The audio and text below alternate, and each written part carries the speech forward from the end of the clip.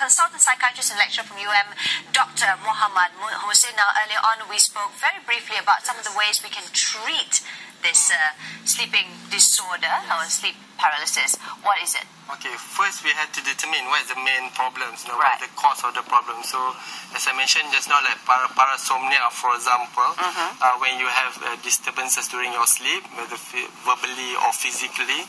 So, first and foremost, I think I would say start with non-pharmacological, without medication intervention. One of the things is if you stress, you have to reduce the stress level.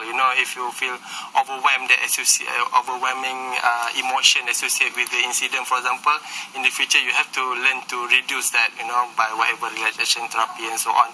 But also, good sleeping behavior should also be advised. For example, have a sleeping pattern. For example, don't suddenly you sleep very late at night and the next day waking up in changing time. We always do that sometimes over the weekend or something. But the issue is if someone have this sleeping disturbances, I would say, it can aggravate or make it worse in terms of this presentation. And of course, if you seeing a doctor, there also some medication could help, which is try to regulate your, as I mentioned just now, the stages of sleep, the non-REM sleep and REM sleep, to make sure it's harmonized. Right. So when it's harmonized, you feel rested, the quality of sleep is good, and at the same time, the incidences of abnormal movement, for example, can be minimized if the sleeping stages go well. Okay. All right, Doctor, we've got an anonymous caller who would like to share with us her experience from KL. Let's just call her Nora for the sake of making things easy for us.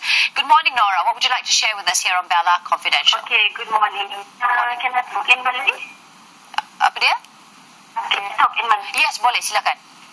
Okay, selamat pagi. Assalamualaikum.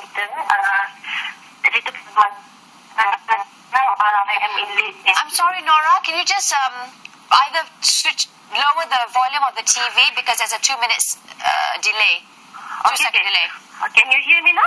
Yeah, but much better. Okay. Sorry. Saya kecil-kecil dulu. I used to have macam tak boleh tidur daripada saya sekolah rendah. Every time I go to sleep, memang saya takut sangat and I berpeluh-peluh sangat. Rasa macam tak boleh tidur. And in my teenagers, saya selalu experience bila nak tidur je macam ada benda jemput macam tu lah kan. So,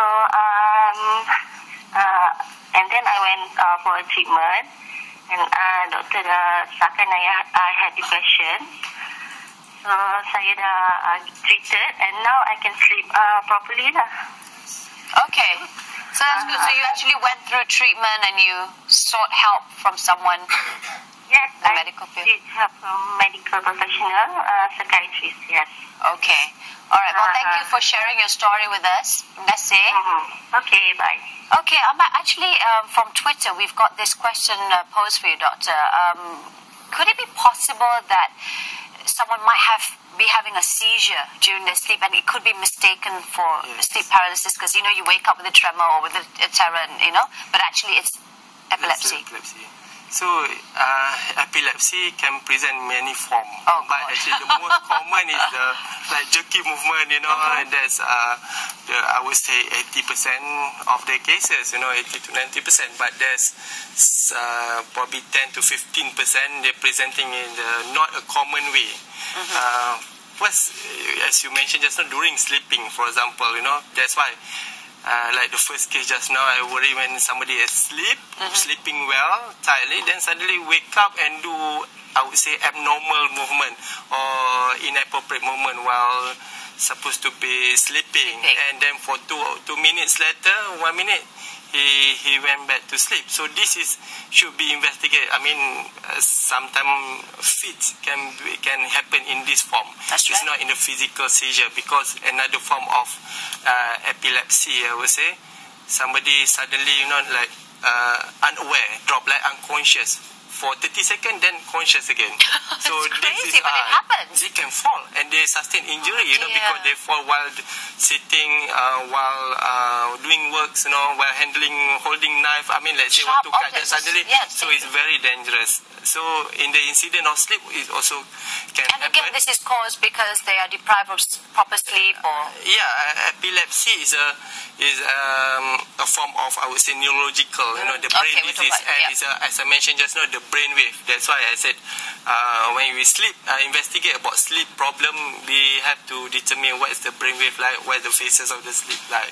Then we're more certain what is the problem, because what can happen, it could be everything seems to be normal, but what we call Nora, anonymous caller just now, suddenly the doctor discover she has depression, and I have to mention that those who are having sleep irregularity or sleeping problem, as we mentioned earlier, among the medication that we use is a form of antidepressant, because it can harmonize your faces. And how do you talk to, just very quickly before we wrap up the show, how do you talk to someone who, is unwilling to take the scientific reason behind it and rather, go for more traditional methods of healing themselves? I mean, how do you go about that? I would like to advise, to the public at large, I mean, everyone entitled to their own opinion. True. So as long as it's not harm to themselves or others, that will be fine. From medical fraternity ourselves,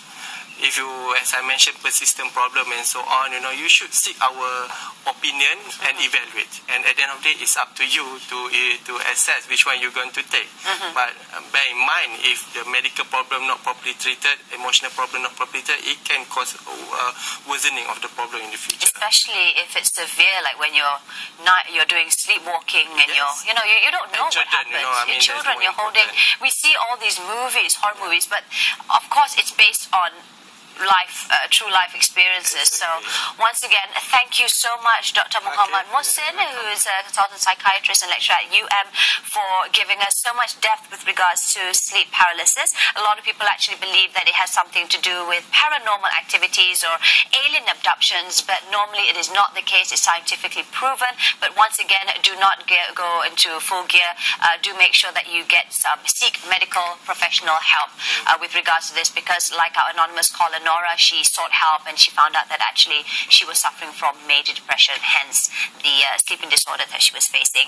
In the meantime, once again, that was an absolutely great show that we had. We spoke with Dr. Muhammad with regards to sleep paralysis. So if you missed that, all you have to do is log on to tonton.com.my. We also have Earth Day upcycling tips for you. So log on to www.something.my for some great information there. In the meantime, tomorrow morning, I shall be